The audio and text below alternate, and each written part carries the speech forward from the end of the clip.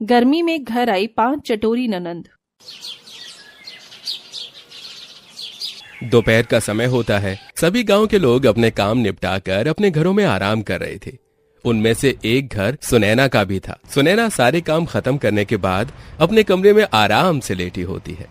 आज जाकर मुझे थोड़ा सा आराम मिलेगा। सुनैना जैसे ही अपने कमरे में बिस्तर पर लेटती है, उसके घर के दरवाजे पर दस्तक होती है। ओह, अब कौन आ गया? मेरी तो जिंदगी ही खराब है। सुनैना जैसे ही घर का दरवाजा खोलती है, दरवाजे पर उसकी 5 नंद खड़ी होती हैं। अरे भाभी जी, दरवाजा खोलने में इतना टाइम कौन लगाता है? अब हटो सामने से, हमें अंदर आने दो, बाहर बहुत गर्मी हो रही है। सुनो भाभी, जल्दी से एसी ऑन कर दो ताकि कमरा एकदम चिल्ड हो जाए। अभी करती हूँ दीदी। खाने में क्या बनाया है भाभी? खाने में तो कुछ भी नहीं बनाया। बहुत अच्छी बात है। एक काम करो भाभी, हमारे खाने के लिए पनीर की सब्जी और रोटी बना लो, और थोड़ी सी चावल और रायता भी बना लेना। अच्छा, अभी बनाती हूँ। सुनैना रसोई में जाती है और खाना बनाना शुरू कर देती है।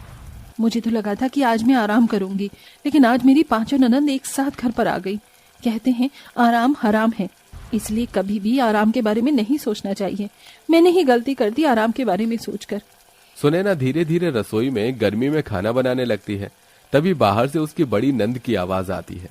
अरे भाभी, खाना नहीं बना अभी तक, बहुत जोर से भूख लगी है।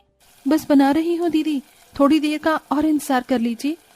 सुनैना जैसे तैसे करके खाना बनाकर तैयार करती है और वो खाने की टेबल पर अपनी 5 नंद को खाना परोसने लगती है। ये लीजिए ननंद जी, मैंने आपके लिए खाना बना दिया है। सुनैना जैसी खाना परोसती है, उसकी 5 नंद बहुत शौक से खाती हैं। अरे भाभी, आप खाना बहुत स्वादिष्ट बनाती हो। आपके हाथों का खाना इतना टेस्टी होता है ना कि रोजाना मन करता है कि यहीं पर आकर बैठ जाओ। मेरा तो यहाँ से जाने का मन ही नहीं करता। तो फिर कहीं जाने की जरूरत ही क्या है, यहीं पर रह लेते हैं कुछ दिन।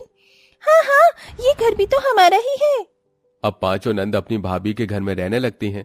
सुबह शाम सुनैना को घर के सारे कामों के साथ साथ अपनी नंद के लिए अच्छा अच्छा खाना बनाना पड़ता है। देखो ना, मैं कितना थक जाती हूँ और 5 में से कोई भी मेरी मदद नहीं करवाता। कुछ दिन की बात है, फिर मेरी बहनें चली जाएंगी। तुम परेशान क्यों हो रही हो? क्या तुमसे इतना भी नहीं हो पा रहा? नहीं, बात ऐसी नहीं है। तो फिर कैसी बात है? क्या तुम्हें मेरी बहनों का घर पर आना पसंद नहीं है? नहीं नहीं, मेरे कहने का ये मतलब नहीं है। खैर छोड़िए, आपसे कुछ कहना ही बेकार है। एक तो गर्मी इतनी ज्यादा थी, ऊपर से सुनैना को गर्मी में घर के सारे काम भी करने पड़ते हैं और फिर सुबह शाम का खाना भी उसे अकेले ही बनाना पड़ता है। अपने पति और 5 नंद का खाना बना बनाकर सुनैना बहुत ज्यादा थक जाती है। हे भगवान, मेरी जिंदगी में सुख का कोई दिन नहीं लिखा क्या? यहाँ मैं अकेले खाना बना रही हूँ, वहाँ 5 ननंद खाने का इंतजार कर रही हैं और चिल्ला रही हैं। क्या हो गया है? तुमने अभी तक खाना नहीं बनाया है? बहुत जोरों से भूख लगी है हम लोगों को। अगर तुमसे खाना नहीं बनाया जाता तो हमें बता दो। क्या हम 5 तुम्हारे ऊपर बोझ है? नहीं दीदी, आप ये कैसी बातें कर रही हो? आप मेरे ऊपर भला बोझ कैसे हो सकती हो? आप तो मेरी 5 ननंद हो। बस थोड़ा सा समय दीजिए, अभी बनाकर ला रही हूँ सबके लिए खाना। सुनैना खाना बनाकर फिर से टेबल पर लगा देती है और इस बीच 5 नंद उसे किसी न किसी चीज के लिए परेशान करने लगती हैं। अरे भाभी, थोड़ा सा अचार तो लाना। ला रही हूँ, अभी रुक जाओ। सुनैना दिव्या को अचार लाकर देती है। भाभी, हरी हरी मिर्च रखी होगी, थोड़ी सी हरी मिर्च ला दीजिए। जब तक तीखापन न आए तो मुझे खाना खाने में मजा नहीं आता। अभी लाकर दे रही हूँ। सुनैना अपनी नंद को मिर्ची लाकर देती है। तभी गीता कहती है, भाभी तुमने सलाद नहीं बनाए, चलिए थोड़ी सी सलाद बना लीजिए। सलाद के बिना मुझे खाना बिल्कुल अच्छा नहीं लगता। अभी लाकर देती हूँ। सुनैना रसोई में आती है और सभी के लिए सलाद बनाना शुरू कर देती है। सलाद बनाते बनाते वो अपने आप से कहती है, आखिर कब तक मेरी 5 ननंद मेरी छाती पर ही बैठी रहेंगी? 5 की शादी हो चुकी है, उन्हें अपना घर देखना चाहिए, ना कि यहाँ आकर हमें परेशान करना चाहिए। उनके आने के बाद तो मैं मयंक जी के साथ थोड़ा सा समय भी नहीं बिता पाती हूँ। सारा समय मेरा गर्मी में यहाँ किचन के अंदर ही चला जाता है। सुनैना खुद से ये सब कहने के बाद सलाद काट के अपनी नंद को दे आती है, जिसके बाद सुनैना खुद भी खाना परोसकर खाने के लिए जाने वाली होती है। चलो, सबने खाना खा लिया, थोड़ी देर रसोई से फुर्सत मिली, अब मैं भी खाना खा लेती हूँ।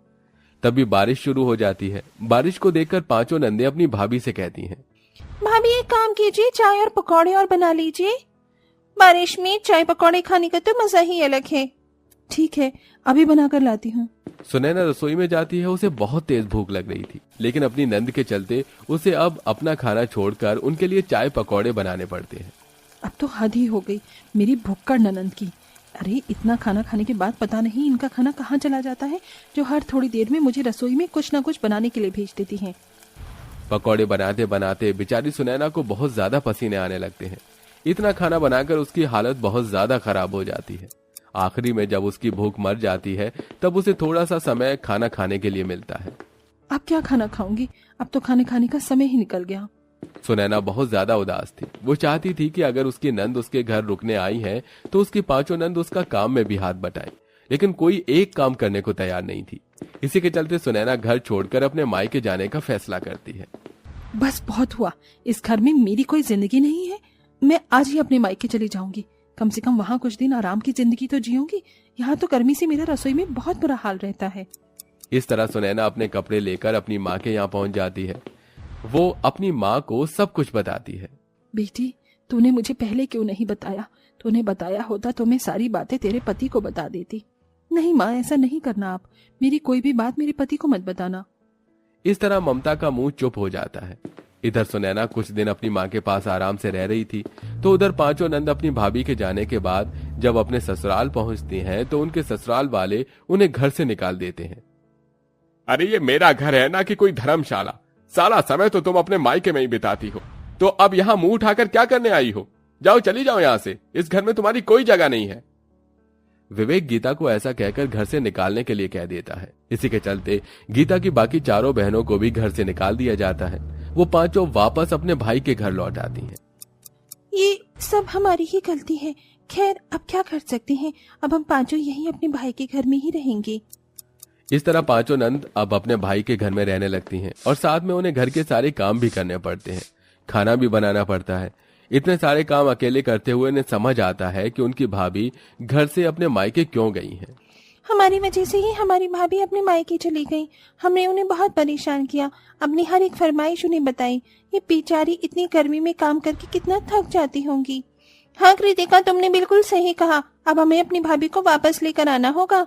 पांचों नंद अपनी भाभी के मायके जाकर उनसे माफी मांगती हैं। हमें माफ कर दो भाभी जी, हमसे बहुत बड़ी गलती हो गई।